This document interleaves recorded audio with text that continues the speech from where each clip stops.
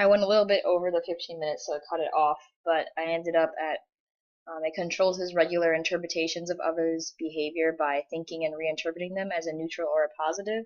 So by this, it basically means that instead of thinking or keeping his thoughts in the negative, they found a way to turn it into positive, not to totally get rid of the symptoms, because that's not what this treatment is for, is to almost replace it with something positive. The next bullet point is control impulsive behavior. It basically like replaces threat impulsivity. So as I'll go into next, I believe, yes, with the behavior model, it's just a way to find steps to control the anger and not let it get to the point where he would hurt somebody else. So they basically went along with the cognitive behavior treatment model, which was 6 steps that was targeted towards domestic anger control. There's timeout, which was a good impact for the both of them. They both just needed something to get away from each other during moments of heightened tension. They monitor their anger. They know when they're like as I'll get into next. They'll know when they're gonna get what it's like to get angry, what causes them to get angry, and monitor it. Ask for a timeout. Be able to verbally ask their significant other or their partner, can we just take a timeout? Let's go our separate ways. Go into separate rooms and just wait it out. As I said, next is separate. So separate and cool off. Just relax. Some people do meditation, but in this case, they just stayed in separate rooms and just meditated over the thought of it, of what's going on in the situation. Why am I getting so frustrated? What is causing this anger? And then return to finish the discussion. So once they are finally cooled down and the tension is almost gone, they come back into the room and finish the discussion with each other to work out the problem. The point of this is to minimize conflict and maximize the progress. Basically, this in turn would prevent any impulsive or exploding episodes. So this slide's about behavior and triggers. It's basically so that way they can note the reactions of his body when he is upset. So he felt hot. He would get red in the face, warm, and feel a cold sweat. And he would tend to clench his jaw, so gritting his teeth together. And just note that whenever he does this, this means that something not good is coming along. So he has to be able to know when it's happening and be able to know when he should go into his steps that I were talking about previously.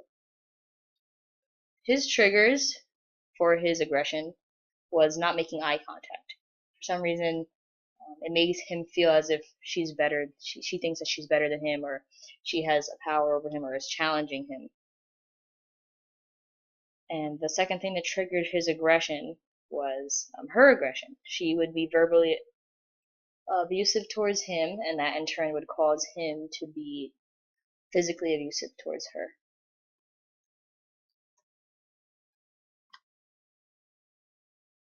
Another example of that was in the case study was that Scott was upset during an episode when he was sitting with the therapist, and he was banging on the walls and moving around, and the therapist asked if he could sit down and then he asked her, why am I making you upset? And she said, no, you're making me dizzy. He laughed about that. He calmed down and he sat in his desk. She noted that like humor calms him down, and him knowing that he's intimidating makes him more upset. To know that if she had said yes, you're scaring me, then he would have gotten upset and had an episode. So knowing that he's scary or intimidating or aggressive makes him even more upset and causes him to act out. So the turnout of this was so that it can get rid of past thoughts and replace them with positive thoughts. So it's basically to stop and think about how positive and negative interpretation can go hand in hand. So it took 8 to 10 sessions to control his anger. And it took 15 total sessions to see visible improvements from other people, like his bosses, his significant other, his ex-wife. It took 60 training and sessions in total, and it's still counting, but now it's more towards his secondary disorders like bipolar 2. It started repairing his relationships. A lot of his relationships have improved because of this therapy. Now has the ability to visit his children. He didn't have visitation rights before. Now he's able to see his children more often than he ever did before. He still experiences anger, but he isn't physically abusive, which is a big step. But what they really did want to start off with was that, but because he was so aggressive, they had to find a way to subdue his aggression first before even getting to the point where physical can be even touched at that point. He still experiences episodes, so they were saying that he went off and started talking negatively, but he never acts on it. He still talks negatively and says things like, "Oh, his ex-wife is crazy and all this stuff, and she's ruining the children," but he doesn't act out on it, which is a really big step for him.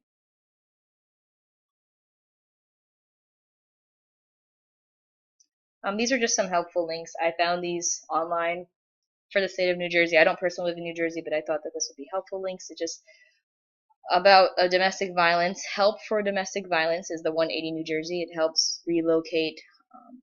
Like it's mostly women, but it's not only limited to women. It's to relocate and to help find services and counseling. And the second one is just more towards women domestic violence, like purely, and it's about just finding treatment that is not something that's like visible to. It's very like guarded. It's not something that he can go on your computer and find, or that she gets calls at her house. It's something that she has to do on her own, rather than somebody recruiting her. She has to go and do it on her own. That's what this second website was for.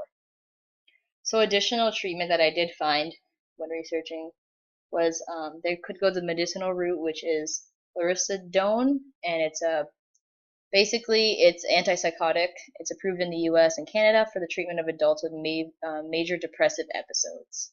Basically, associated with bipolar 1, and actually I read that it was associated with bipolar 2 as well.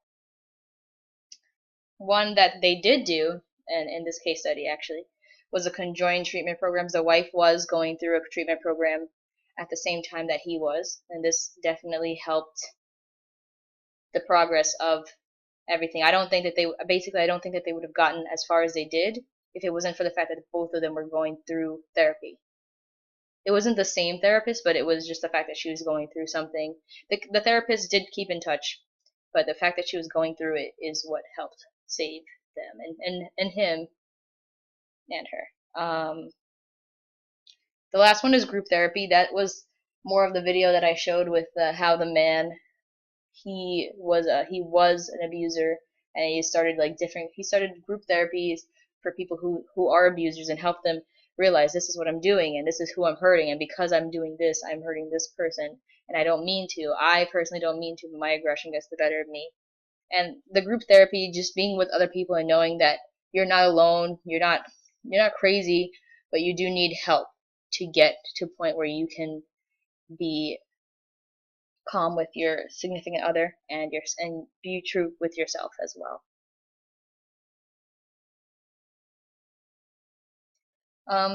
The only thing I have to add with the conjoined treatment program, it only really works.